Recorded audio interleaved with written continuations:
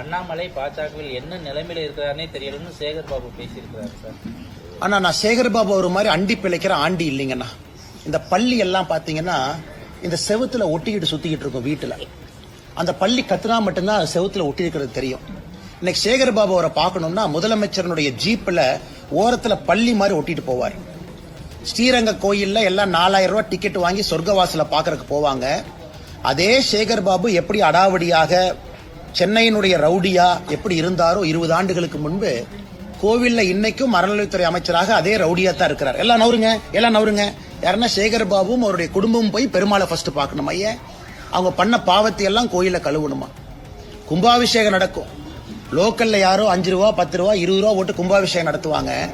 சம்பந்தமே இல்லாத காவி வேட்டியை கட்டிக்கிட்டு பள்ளி மாதிரி மேல ஒரு ஜீவன் தொத்திக்கிட்டு இருக்கும். அது யாருன்னு பார்த்தா சேகர் பாபு.